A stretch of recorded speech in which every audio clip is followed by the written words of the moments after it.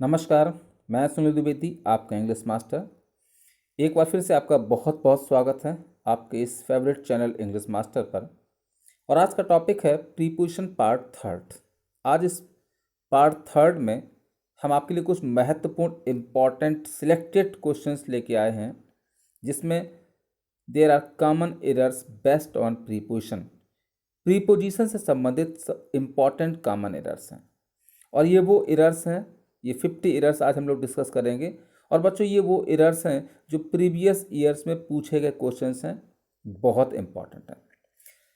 इस वीडियो में आगे बढ़ने से पहले, जैसा कि आपको एक सजेशन रहता है आपके लिए, कि अगर अभी तक आपने प्रीपोजिशन के कॉमन एरर्स का वीडियो नहीं देखा है, करेक्ट यूजेज ऑफ प्रीपोजिशन का वीडियो नहीं देखा है इंग्लिश मास्टर पर, तो एक बार आप उसको जाकर ज़रूर देख लें, जिससे कि आपको इस वीडियो में 100% लर्निंग होगी। हर चीज़ को आपको अच्छे से समझ में आ जाएगा। थोड़ी सी बेसिक इन्फॉर्मेशन आपको दे देते हैं आगे बढ़ने से पहले। प्रीपोजिशन मीन्स होता है प्री प्लस पोजिशन, यानी वह पार्ट्स ऑफ स्पीच जिसकी पोजिशन पहले होती है। यानी कह सकते हैं कि प्रीपोजिशन वह वर्ड होता है जो नाउन या प्रोनाउन के पहले आता है, लेकिन उसका संबंध सेंटेंस के किसी और वर्ड के साथ होता है, वह आपका प्रीपोजिशन कहलाता है। दोस्तों, प्रीपोजिशन आपका मेनली 3 तरह का होता है: सिंपल, कंपाउंड और फ्रेज। सिंपल प्रीपोजिशन जो आपका मोनोसिलेबिक होते हैं, जैसे at, on, in. Compound preposition जो आपके पॉलीसिलेबिक होते हैं, जैसे बिटवीन, अमंग, अलोंग। और फ्रेज प्रीपोजिशन होते हैं जो मोर देन वन वर्ड्स बनते हैं, जैसे according to, in case of, instead of. इसके अलावा होता है आपका, वैसे तो ये तो साइज के हिसाब से बांटा गया। करेक्ट यूज ऑफ प्रीपोजिशन में फिर इनको 3 भागों में बांटा गया इनके यूजेस के हिसाब से: preposition of time, preposition of place, preposition of direction. इन सब बातों को डिटेल में आपको आपके उस करेक्ट यूजेज ऑफ प्रीपोजिशन के वीडियो में समझाया गया है। आप इंग्लिश मास्टर के चैनल पर जाकर के उसको सर्च कर सकते हैं। दूसरी आपको एक चीज़ और बता दें, प्रीपोजिशन के एरर में एक सबसे इंपॉर्टेंट चीज़ होती है, कुछ हाई फ्रिक्वेंसी प्रीपोजिशंस होते हैं। हाई फ्रिक्वेंसी मतलब होता है कि कुछ ऐसे प्रीपोजिशंस होते हैं जो उस खास पर्टिकुलर वर्ड के बाद हमेशा वही प्रीपोजिशन आता है, तो उसकी भी हम लोग प्रैक्टिस करते जाइएगा। और आप चाहो तो उनको अलग से कहीं पर नोट कर लिया करें। कुछ ऐसी बातें आपको बताते जाएंगे कि इस वर्ड के बाद हमेशा यही प्रीपोजिशन आता है। तो आइए डिस्कस करते हैं आपका पहला क्वेश्चन। बच्चों, आपका फर्स्ट क्वेश्चन है, ब्रिटिश बिकेम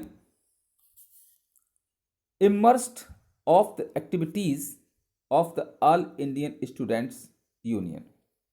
अब देखिए यहाँ पर एक आपका वर्ड है इमर्स्ड। बच्चों, इमर्स का मतलब होता है इन्वॉल्व हो जाना, शामिल होना।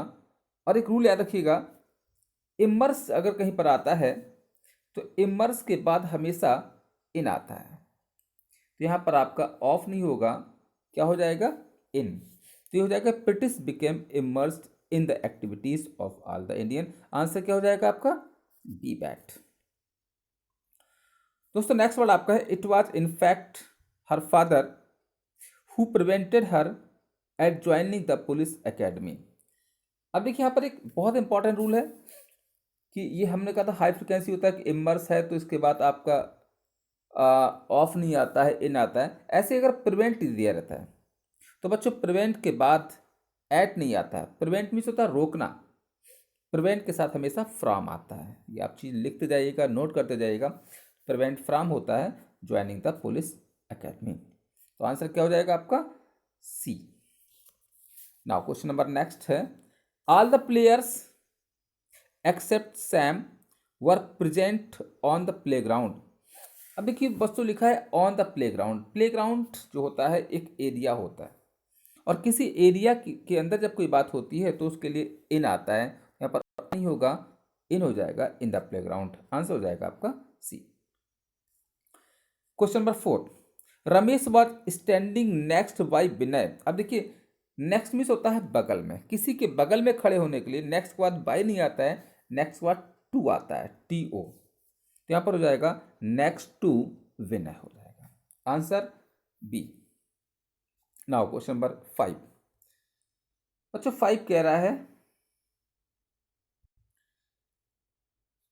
क्वेश्चन नंबर आपका 5 कह रहा है, the last bell had just rung when I reach to my school today morning.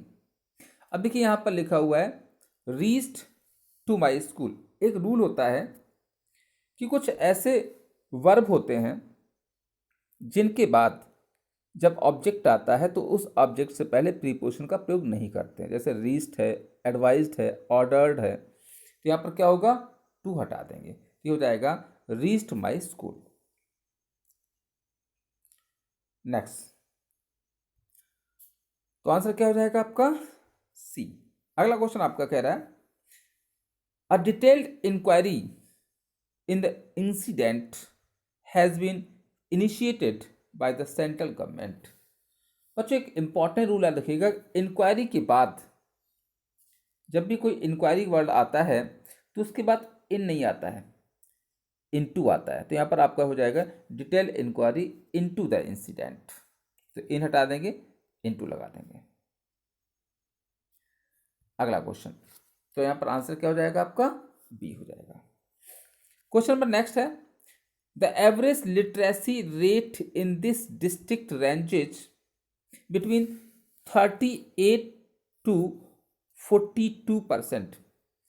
अब बच्चों याद रखिएगा कि अगर इस सेंटेंस में यहाँ फ्रॉम होता तो टू लगाते हैं, जैसे फ्रॉम 30 to 40, फ्रॉम 40 to 50। लेकिन अगर बिटवीन दिया गया है तो बिटवीन के साथ टू नहीं आता है, एंड आता है। तो यहाँ पर हो जाएगा बिटवीन 38 and 42%। तो यहाँ पर क्या लगाएंगे, यहाँ पर आपका हो जाएगा एंड। क्वेश्चन नंबर नेक्स्ट, तो आंसर हो जाएगा यहाँ पर सी। नाउ क्वेश्चन नंबर एट्थ कह रहा है from the help of the dictionaries. तो बच्चों याद रखिएगा फ्रॉम द हेल्प नहीं होता है, डिक्शनरी की हेल्प के साथ, साथ के लिए विद आता है, क्योंकि from beginning point of action की बात करता है, जब कोई काम शुरू होता है।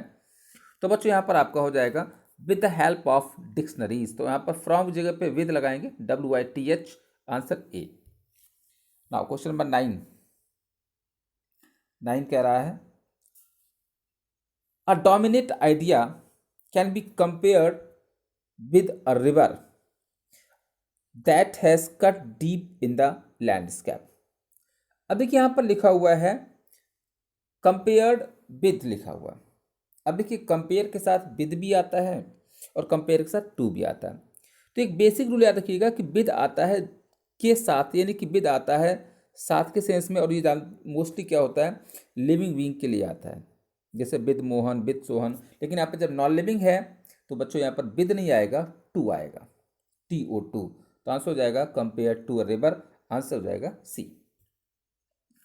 Question number 10 It took us a long time, but we finally succeeded solving the problem।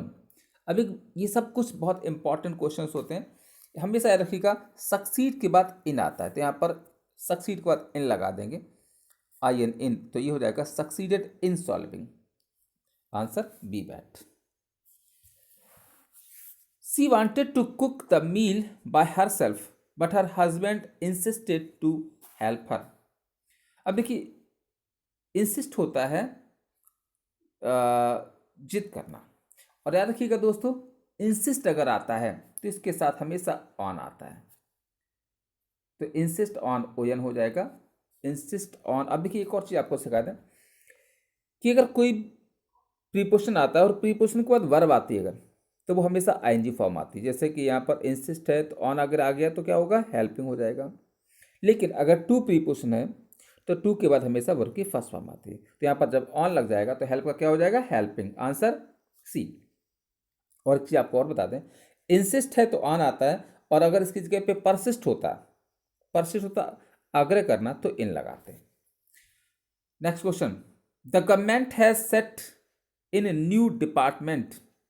तो बच्चों नए डिपार्टमेंट को सेट अप किया जाता है, तो यहाँ पर इन नहीं होगा, UP अप हो जाएगा। तो सेटअप, कोई चीज़ डिपार्टमेंट वगैरह कुछ भी सेटअप किया जाता है, तो आंसर क्या हो जाएगा, बी बैट। नाउ क्वेश्चन नंबर 13 कह रहा है, क्वेश्चन नंबर 13 कह रहा है कि I can't agree with you in this matter and therefore I don't agree of your proposal। तो याद रखिएगा, जैसे एग्री के साथ यहाँ पर ऑफ लिखा हुआ, तो बच्चों एक रूल है, एग्री के साथ या तो टू आता है और या एग्री के साथ विद आता है, बस, और नहीं आता। तो रूल ये कहता है अगर आगे पर्सन है तो विद लगाइएगा, और अगर पर्सन नहीं है, कोई प्रपोजल वगैरह है, तो टू आता है। तो यहाँ पर ऑफ की जगह पे TO2 हो जाएगा और हो जाएगा agree to your proposal, answer C. Now wire tappings encroaches to a person's right. Encroach के साथ हमेशा ऑन आता है, इनक्रोच ऑन होता है कब्जा करना, धीरे धीरे कब्जा कर लेना। तो यहाँ पर टू की जगह पे क्या करेंगे, ऑन करेंगे, ON ऑन, और आंसर क्या हो जाएगा आपका, बी बैट। Now question number 15, gloomy thoughts are an invitation of depression. बच्चों याद रखिएगा, इन्विटेशन मीन्स होता आमंत्रण, और इन्विटेशन के साथ हमेशा टू लगाते हैं। ये हाई फ्रिक्वेंसी वर्ड्स होते हैं, आपको ये लिख लेने हैं, नोट कर लेने हैं और पर फोकस करना है। तो यहाँ पर TO2 हो जाएगा, answer B. Now 16, stand up and fight your rights. अब देखिए, स्टैंड अप, खड़े हो जाइए और अपने अधिकारों के लिए लड़िए। तो जहाँ पर के लिए की बात होती है, कोई पर्पज होता है, तो बच्चों वहाँ पर फार आता है, तो यहाँ पर फाइट के बाद फॉर लगाएंगे, FOR, तो हो जाएगा fight for your rights, answer B हो जाएगा। नाउ क्वेश्चन नंबर 17, दोस्तों 17 कह रहा है a committee of 6 members is investigating into the case. अब यहाँ पर एक इंपॉर्टेंट चीज सिखाएं आपको, जैसे अभी बताया था कि अगर इंक्वायरी होती है तो इनटू लगाते हैं, लेकिन अगर जैसे अभी हमने क्वेश्चन नंबर 6 में कराया था, इंक्वायरी के बाद इनटू आता है, लेकिन अगर आपका इन्वेस्टिगेशन आता है तो बच्चों इसके साथ किसी प्रीपोजिशन का प्रयोग नहीं करते हैं, इसके बाद प्रीपोजिशन को ओमिट कर दिया जाता है, छोड़ दिया जाता है, तो ये हो जाएगा इन्वेस्टिगेटिंग द केस। ऐसे बहुत से वर्ड्स होते हैं जिसके बाद प्रीपोजिशन को छोड़ दिया जाता है, ओमिट कर दिया जाता है, तो आंसर हो जाएगा C. Now question number 18, you can't prevail to me. अब देखिए, प्रिवेल का मतलब होता है जीत लेना, जैसे अभी इन्वेस्टिगेट है तो उसके बाद प्रीपोजिशन नहीं आता है, ओमिट कर दिया जाता है। ऐसे प्रिवेल मीन्स होता है जीतना, इसके बाद ही प्रीपोजिशन को छोड़ दिया जाता है, क्योंकि इसके बाद का ऑब्जेक्ट जो होता है हमारा डायरेक्ट होता है। तो ये आंसर हो जाएगा B, prevail me. Heavy responsibilities have been impose to him. अब देखिए, इम्पोज मतलब होता है थोपना, जब किसी के ऊपर कोई बात होती है, ऊपर थोपा जाता है, तो इम्पोज के साथ हमेशा ऑन आता है, ON ऑन। तो आंसर क्या हो जाएगा, टू हटा देंगे, ऑन लगा देंगे, आंसर भी हो जाएगा इम्पोज्ड ऑन हिम। नाउ 20 नंबर, you must comply to the order of your superior officer. तो बच्चों याद रखिएगा, कंप्लाई मतलब होता है किसी से सहमत हो जाना, और कंप्लाई के साथ हमेशा विद आता है, तो यहां पर क्या हो जाएगा, विद लगाएंगे, WITH, with the order of your superior. Now question number 21, the minority was angry with the passage of the resolution. क्या कह रहा है, the minority was angry with the passage of the resolution. अब देखिए, जैसे अगर angry है या एग्री है, इसके बाद विद भी आता है और टू भी आता है। रूल ये कहता है अगर आगे पर्सन है तो विद लगाओ, और कोई एक्टिविटी है, कोई काम है, तो फिर वहाँ पर टू आता है। तो यहाँ पर एग्री किस पर हो रहे हैं, पैसेज ऑफ रेजोल्यूशन से हो रहे हैं, एक एक्शन है, काम है, तो बच्चों यहाँ पर विद नहीं आएगा, टू हो जाएगा, एग्री, क्या हो जाएगा, agree to the passage of resolution. लेकिन एक और चीज़ है यहाँ पर, जैसे अगर यहाँ पर एट भी आ सकता है, क्योंकि पैसेज ऑफ रेजोल्यूशन एक फिक्स पॉइंट है, तो फिक्स पॉइंट के लिए यहाँ पर हमारी जो है वहाँ पर एट आएगा, ज़्यादा बेहतर रहेगा। तो यहाँ पर at the passage of the resolution हो जाएगा, आंसर हो जाएगा आपका बी बैट। नाउ क्वेश्चन नंबर 22, बच्चों 22 कह रहा है the students of that institute marvel. अब देखिए, मार्वेल का मतलब होता है सरप्राइज करना, आश्चर्य करना। अब एक रूल याद रखिएगा, जैसे सरप्राइज है तो उसके बाद एट आता है। अब रूल यहाँ पर याद करना है कि जैसे कि जितने भी वर्ड हमारे हैं जिनकी मीनिंग सरप्राइज वाली होती है, उसके साथ वही आएगा जो प्रीपोजिशन एट आएगा। तो जैसे मार्वेल मीन्स होता है आश्चर्यचकित होना, सरप्राइज मीन्स होता है एस्टोनिश होता है, तो यहाँ पर वही एट लगाएंगे या विद लगाएंगे। अगर पर्सन है तो विद, और कोई अगर एक्शन है तो एट। तो यहाँ पर बात हो रही बच्चों extent of their teacher knowledge की बात हो रही है, तो यहाँ पर टू हटा देंगे, एट लगा देंगे। आंसर हो जाएगा आपका C. Now question number 23rd कह रहा है my mother in law often complains. Complains होता है शिकायत करना।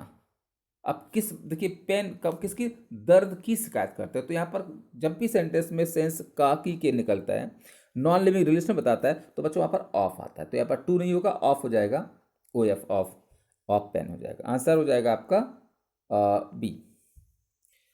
24 the traffic police asked to the motorist. मैंने कहा था ना कि कुछ हमारे ऐसे वर्ब होती हैं जो ट्रांसिटिव वर्ब होती हैं और उसके बाद जब ऑब्जेक्ट आता है तो प्रीपोजिशन को ओमिट कर दिया जाता है, छोड़ दिया जाता है।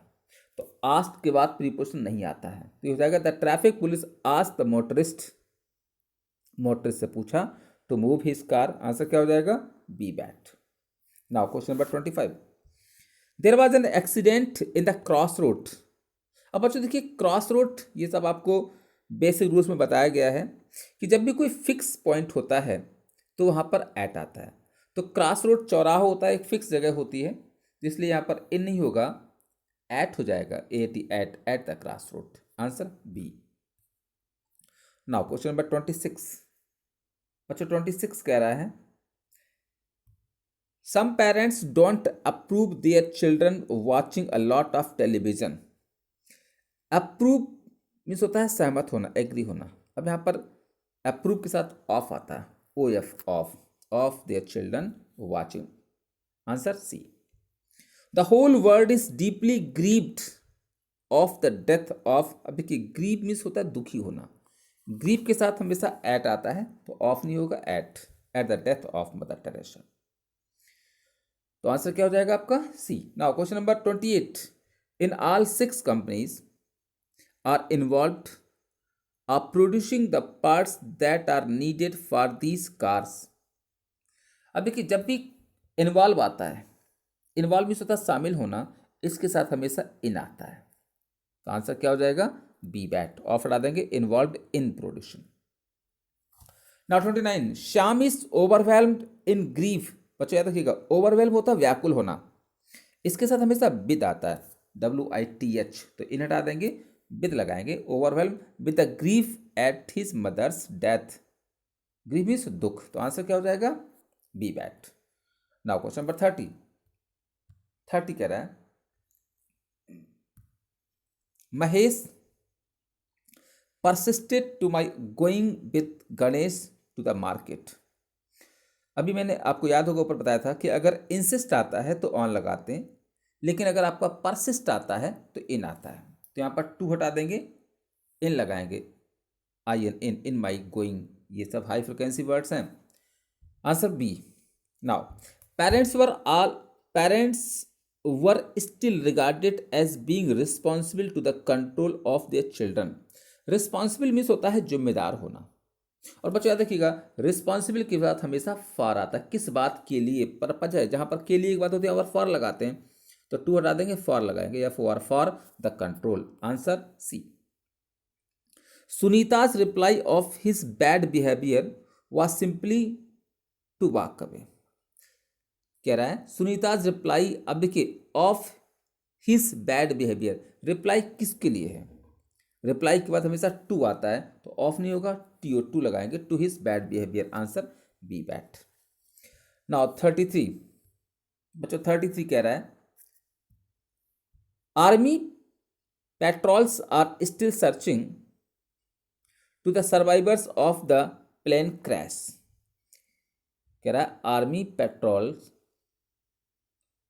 Are still searching. अब देखिए सर्च मीन्स होता है तलाशना, सर्च के साथ भी हमेशा फॉर आता है, किसके लिए सर्च फॉर होता है, या फॉर, तो यहाँ पर टू हटा देंगे, फॉर लगाएंगे, for the survivors of the plane crash. Answer B बैट। Among the two of us, बच्चों बहुत सिंपल रूल है, एक होता है अमंग और एक होता है बिटवीन, BETWEEN। अमंग मीन्स होता है के बीच में, बिटवीन का मतलब भी होता है के बीच में, बस फर्क क्या होता है कि अगर दो की बात होती है तो बिटवीन आता है, और दो से ज़्यादा की बात होती है तो अमंग आता है। यहाँ पर टू लिखा हुआ है तो बच्चों अमंग नहीं होगा, between, BETWEEN, between the two of us. Answer A. 35, would you please take the cover of the saucepan. अब देखिए, टेक ऑफ होता है हटाना, कवर को हटाया जा रहा है। जब यहाँ पर हमारा ओ डबल एफ लगा हुआ है तो इस प्रीपोजिशन का प्रयोग नहीं करें, क्यों, डबल प्रीपोजिशन का प्रयोग नहीं करते हैं और टेक में हटाना होता है। तो ये क्या करेंगे, आंसर डी हो जाएगा, इस ओ एफ ऑफ को हटा देंगे, answer D. 10, subversive ideas. Subversive means होता है डिस्ट्रॉइंग, किसी को चीज को नष्ट करने वाले। That परवेट into all these periodicals में डू ग्रेट हार्म। अब बच्चों यहाँ पर देखिए रूल क्या है, परवेट मीन्स होता है चारों तरफ फैल जाना, स्प्रेड हो जाना, और इसके साथ प्रीपोजिशन को ओमिट कर दिया जाता है जब कोई ऑब्जेक्ट आता है। तो यहाँ पर क्या करेंगे, परवेट अगर लगा हुआ है तो इनटू हटा देंगे, तो ये हो जाएगा pervade all these periodicals, answer C. Now question number 37। 37 कह रहा है they resemble to each other in shape but not in colour. याद रखिएगा, मैंने कहा था कि कुछ इंपॉर्टेंट ऐसी वर्ब होती हैं जिसके बाद प्रीपोजिशन को ओमिट कर दिया जाता है, तो रिजेंबल के बाद ही प्रीपोजिशन नहीं आता है। रिजेंबल मीन्स होता है लुक लाइक या के समान दिखना, टू हटा देंगे, answer A. 38, Radha has not been to home. अब देखिए घर पर, घर एक फिक्स जगह है, तो यहाँ पर टू नहीं होगा, एट हो जाएगा, answer B. I warned him for the danger he was going to face during the hiking. बच्चों याद रखिएगा, वार्न करते हैं किस बात की, तो वहाँ पर एक नॉन लिविंग रिलेशन होता है, तो यहाँ पर फॉर नहीं होगा, ऑफ हो जाएगा। आई warned him of the danger, या अगेंस्ट भी कर सकते थे, फिलहाल ओ एफ ऑफ कर देंगे, आंसर बी बैट। Purnima has found hope to becoming a movie star. अब देखिए होप किस बात की है, नॉन लिविंग रिलेशन है, तो टू नहीं होगा, ऑफ हो जाएगा, होप के साथ ऑफ आता है, of becoming a movie star, answer C. Now question number 41। 41 कह रहा है being granted a yearly bonus can be considered comparable with getting raise in pay. अब देखिए कंपेरेबल के साथ विद भी आता है और इसके साथ टू भी आता है, बस फर्क क्या होता है, आपको सिखाया गया कि अगर पर्सन है आगे तो विद लगाओ, और अगर कोई आइडिया वगैरह है तो टू लगाओ। तो यहाँ पर क्या है, गेटिंग रेज इन पे है, पर्सन नहीं है तो विद नहीं होगा, टू लगाएंगे, TO2, answer C. The speaker's remark on patriotism मतलब देशभक्ति were pertinent of the independence Day celebration.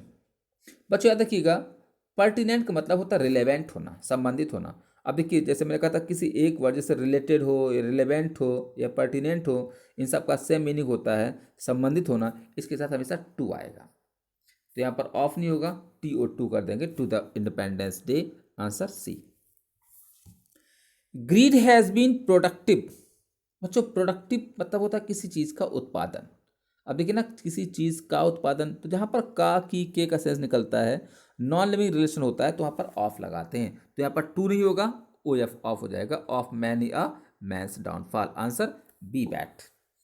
Now 44। 44 कह रहा है his house was always rich with love and understanding. Understanding का मतलब होता है समझ, और याद रखिएगा प्यार और समझ में एक एरिया की बात होती है, तो यहाँ पर विद नहीं होता है, इन लगाते हैं, इन लव हो जाएगा, answer C. Although I urge him to listen me he kept refusing point blank. अब यहाँ पर एक इंपॉर्टेंट पॉइंट याद रखिएगा, लिसन के बाद हमेशा टू आता है, लिसन टू मी होता है, मुझको सुनो, तो आंसर क्या हो जाएगा, बी बैट, लिसन टू मी। तो लिसन के बाद TO2 लगा देंगे। Now question number 46। बच्चों 46 कह रहा है Neeraj entered into my cabin. Entered का मतलब होता है प्रवेश करना, और हमने कहा था कुछ ऐसे वर्ब्स हैं जिसके बाद जब डायरेक्ट ऑब्जेक्ट आता है तो प्रीपोजिशन को ओमिट कर दिया था, छोड़ दिया था, तो एंटर्ड के बाद प्रीपोजिशन नहीं आएगा, तो इनटू हटा देंगे, और ये हमारा सेंटेंस हो जाएगा Neeraj entered my cabin, answer B बैट। 47. Gopal told me that it was not possible for him to come Mumbai every Saturday. याद रखिएगा कम के साथ टू आता है, come to me, come to Mumbai, come to Kanpur, तो यहाँ पर क्या करेंगे, टू लगा देंगे, TO2, तो कम टू मुंबई, मुंबई को आना, क्योंकि एक जगह से दूसरी जगह पर मोशन के लिए टू लगाते हैं। Now 48 studies to studies to ancient cities. Now 48 कह रहा है studies to ancient cities help us to understand every aspect of history. अब देखिए स्टडीज किसकी हो रही, एंशियंट सिटीज मतलब प्राचीन शहरों का अध्ययन। अब देखिए यहाँ पर का निकल रहा है नॉन लिविंग रिलेशन है सिटी से, तो जब भी का की कैसे निकलता है, नॉन लिविंग रिलेशन होता है, तो यहाँ पर ऑफ आता है, तो टू हटा देंगे, OF of studies of ancient cities. Now 49 बच्चों 49 कह रहा है lack of education could be a hindrance of your career. Hinder means होता है अवरोध, हिंडर के साथ हमेशा टू लगाते हैं, ये हाई फ्रिक्वेंसी वर्ड है, तो ऑफ हटा देंगे, टू लगाएंगे, TO2। हिंडर मीन्स रुकावट है, अवरोध, आंसर सी। और बच्चों अब बात होती है आज के नेक्स्ट और लास्ट क्वेश्चन की। लास्ट क्वेश्चन कह रहा है Bablu did not succeed burrowing his father's का। आपको पढ़ाया था मैंने कि सक्सीड के बाद हमेशा इन आता है, ये हाई फ्रिक्वेंसी वर्ड्स हैं, मैंने कहा था कुछ इंपॉर्टेंट वर्ड के बाद हमेशा वही प्रीपोजिशन आता है, तो यहाँ पर इन हो जाएगा, succeed in burrowing his father's car, answer क्या हो जाएगा, सी। तो बच्चों ये थे आज के इंपॉर्टेंट 50 क्वेश्चंस। उम्मीद है आपको सारे क्वेश्चंस के डाउट क्लियर हो चुके होंगे, और अगर आपको ये वीडियो पसंद आया है तो प्लीज़ इस वीडियो को लाइक करें, शेयर करें, और अगर इससे संबंधित कोई आपको सुझाव देना है तो हमें कमेंट बॉक्स में कमेंट करें। आगे फिर मिलते हैं एक और नए ऐसे वीडियो के साथ, तब तक के लिए नमस्कार, जय हिंद।